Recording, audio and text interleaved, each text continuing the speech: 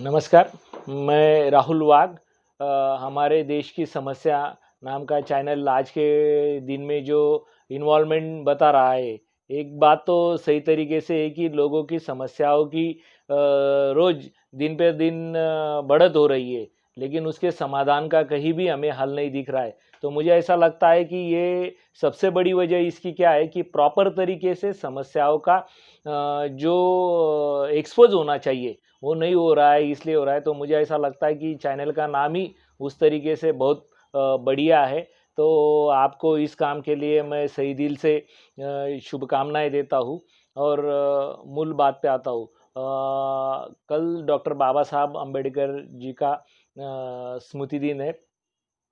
तो उस दिन के लिए हम सब लोग बाबा साहब अम्बेडकर को याद करने का प्रयास करते हैं। तो मूलतः एक बात इस तरीके से हम लोगों को समझ लेनी चाहिए कि इस देश के जो शासक शोषक लोग हैं, जो पावर स्ट्रक्चर में अपना कब्जा बनाए रखे, उन लोगों ने एक बात जानबूझ के यहाँ खड़ी की है कि जिन लोगों को हमने सही दिल से पहचानना चाहिए, उनका हर दिन हमने याद करना चाहिए। उनका उन्होंने एक ऑकेजन की तरह यानी उनका जन्मदिन हो या स्मरण दिन हो, उसको इस तरीके से उन्होंने खड़ा किया है कि उनका जो डेली रूटीन में हमारी समस्याओं का समाधान करने के लिए उनका जो कैरेक्टर है, चरित्र है, उनसे हमको जो कुछ मिलता है, उनको उन्होंने इस दायरे में लेके गए हैं। तो बाबा साहब एक ऐसी ही पर्सनैलिटी अभी हमको बनाई शासक शोषक ने एक अलग तरीके से बनाई दिख रही है। तो मुझे ऐसा लगता है कि हम लोगों ने बाबा साहब को किस तरीके से याद करना चाहिए।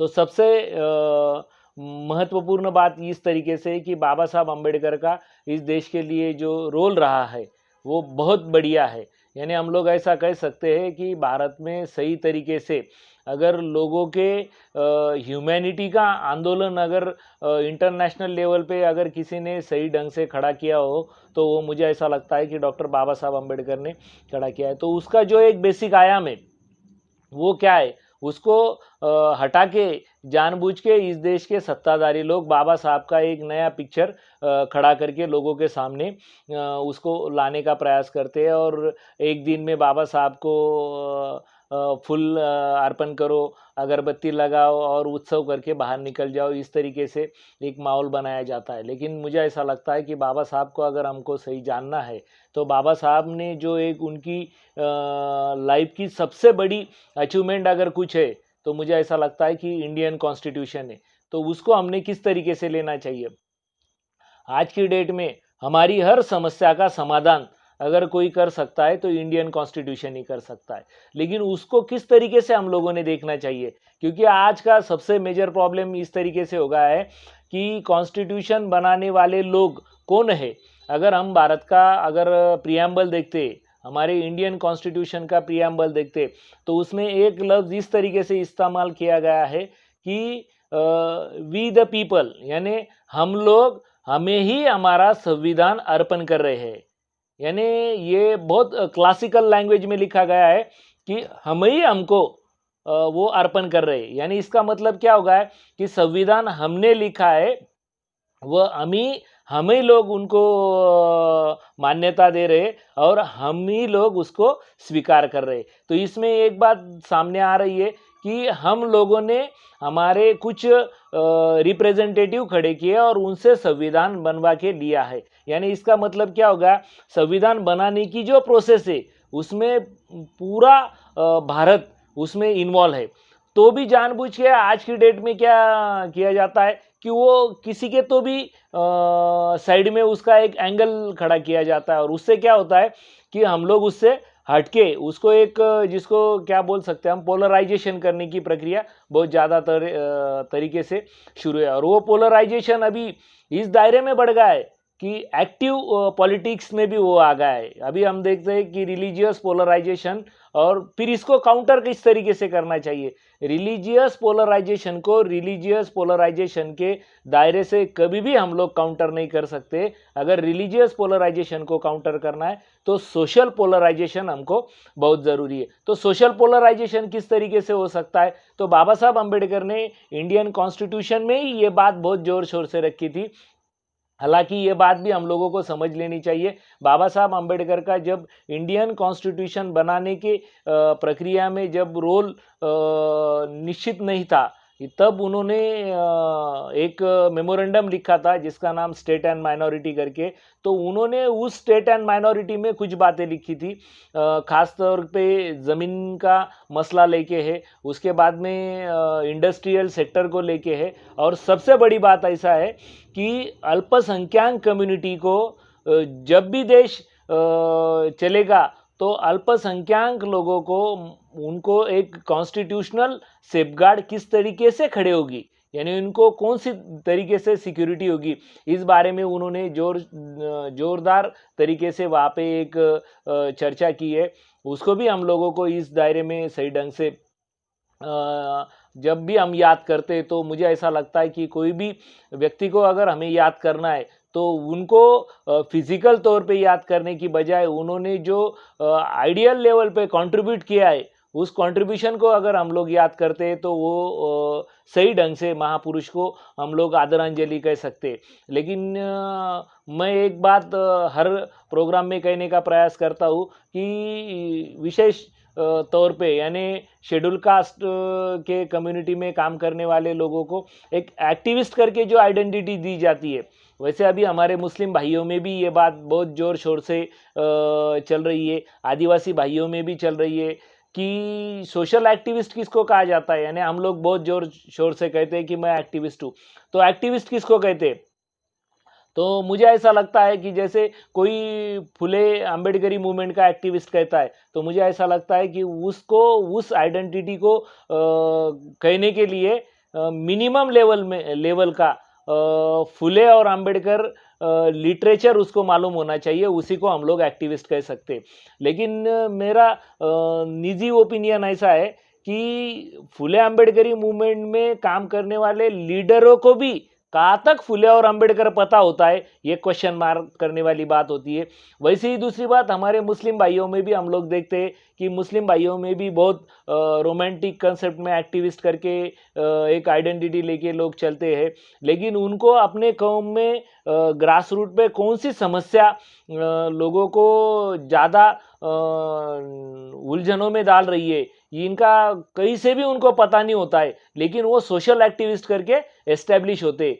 तो मुझे ऐसा लग रहा है कि ये जो अलग अलग दायरे के जो एक्टिविस्ट बनाने की प्रोसेस है, मुझे ऐसा लगता है कि ये जो हम लोग जिसको एनिमी कहते, क्या वो खड़ा करते हैं क्या, इसको हम लोगों को आज सोचने की बहुत ज़रूरत है। मुझे तो ऐसा लगता है कि फुले अंबेडकरी मूवमेंट में जो एक्टिविस्ट ये जो आइडेंटिटी क्रिएट की जाती है, ये आरएसएस के धरती पे बनी हुई मुझे लगती है, क्योंकि हम लोग जब देखते हैं कि आरएसएस में एक्टिविस्ट कैसे बनते, आरएसएस का कोई भी एक्टिविस्ट जब बनता है तो हम लोग कहते हैं कि एक लेमन और चमचे की जो एक कंपटीशन होती है, यानी मुंह में स्पून लेना और उसमें लेमन डालना और दौड़ने की शर्यत लेना, वहाँ पे जो जीता ऐसे खेल खेल में वो एक्टिविस्ट कहते हैं। दूसरा एक संगीत खुर्ची, यानी म्यूज़िक और खुर्ची की वो जो एक कंपटीशन लेते हैं, ऐसे इसमें गानों में नाचना, इसमें वो एक्टिविस्ट पैदा हो जाते। वही कंसेप्ट हमारी इधर,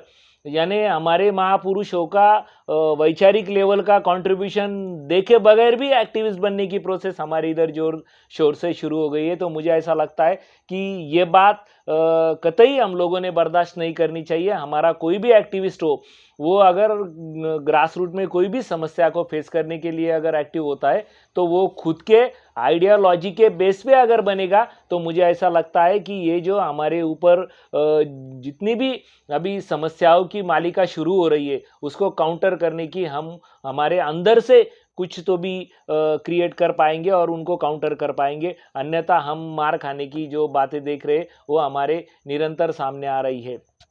दूसरी एक बात मैं इस बारे में कहना चाहूँगा कि सोशल मीडिया का इस्तेमाल उन्होंने किस तरीके से खड़ा किया है कि अभी हम लोग एक देखते हैं कि उनका जो सोशल मीडिया का इस्तेमाल करने का एक सीक्वेंस है, एक टोटल नेशनल लेवल पे उनका एक रैकेट है। उसको इतने सिस्टमैटिक तरीके से उसको इस्तेमाल करते हैं और वो मैसेज पास आउट करने का काम करते हैं। जैसे कि हमारे इधर हम लोग पोस्टमैन कहते हैं कि खत लिखने वाला कौन होता है, किसी को भेजा जाता है लेकिन पोस्टमैन उसको लेके भेजते। तो हमारे भी जो लोग देख रहे हैं हम सोशल साइट का इस्तेमाल करने वाले, वो भी पोस्टमैन का ही रोल अदा कर रहे हैं। तो इससे क्या हो रहा है, उनकी इंफॉर्मेशन यानी हमारे एनिमी की इंफॉर्मेशन हमारे लोगों को संभ्रमित करने के लिए, उनको कंफ्यूज करने के लिए हम लोग जानबूझ के उसका ज़्यादा इस्तेमाल कर रहे हैं। तो मुझे लगता है कि इस बारे में भी हमारे लोगों को जानकार बनाने की बहुत ज़रूरत हमारे सामने खड़ी है। तो हम हमारे महापुरुष को क्यों याद करना चाहिए। जैसे कि महात्मा ज्योतिबा फुले जी ने एक बात कही थी कि इस देश में शेठजी भटजी विरुद्ध शूद्र अतिशूद्र, ऐसा उन्होंने एक स्लोगन दिया था। इसका मतलब क्या था, तो उन्होंने हमारा एनिमी कौन है ये 100% उनके ये स्लोगन से तय कर दिया था। तो हम लोगों को अभी पता ही नहीं है हमारा दुश्मन कौन है। जैसे कि अभी हमारा दुश्मन कौन है अगर हम लोगों को पता करना है, तो हमारी जो जानकारी होती है उससे कि उसको किस तरीके से हमने इंटरप्रिटेशन करना चाहिए, इसका जो एक आइडियोलॉजिकल फॉर्मेट खड़ा किया गया है। तो मुझे ऐसा लगता है कि आज फिजिकल तौर पे हम लोग हमारा एनईपी तय नहीं कर पाएंगे, लेकिन हमारे नॉलेज में जिस तरीके से वो इनबिल्ट लेवल में अंदर आ जाता है, तो उसका जो एनालिसिस का मेथड होता है, वो जो जिनके कंट्रोल में, वो हमको जोरदार तरीके से नियंत्रित कर रहे हैं। जैसे कि हम लोग अभी देखते हैं कि अभी बीच में जो एक जोरदार तरीके से एग्रीकल्चर सेक्टर का जो आंदोलन चल रहा है, अभी ये आंदोलन क्या है, तो ये आंदोलन जिस मसले को लेके खड़ा है, तो हमारे अभी ग्रास रूट पे लोगों को पता है कि ये आंदोलन क्या है, ये आंदोलन कितना ज़रूरी है। अभी हमारे महाराष्ट्र के भाई इस आंदोलन को इस तरीके से ले रहे हैं कि ये पंजाब वाले लोग कर रहे हैं और ये पंजाब का मसला है। मुझे ऐसा लगता है कि दुनिया में भी कुछ लोगों ने ये आंदोलन को समझने का प्रयास करना चाहिए।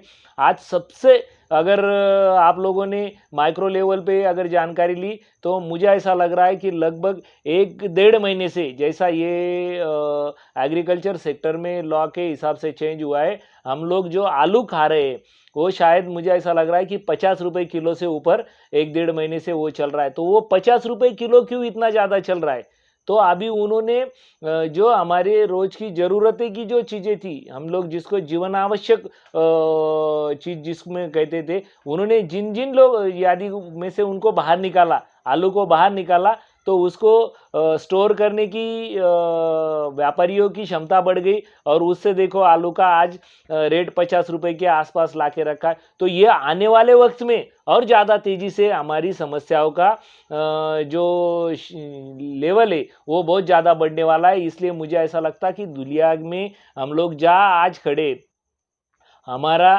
देश, हमारी समस्या, ये हम लोगों को ऐसा करके नहीं चलेगा कि ये पंजाब और हरियाणा का मसला है और हम लोग इधर के।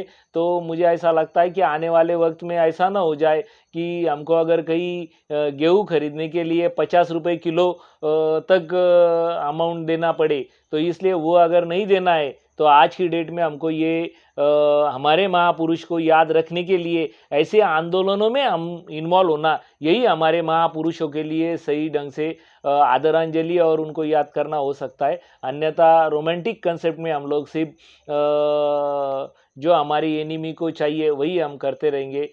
इतना बोल के मैं तो धन्यवाद। ओके।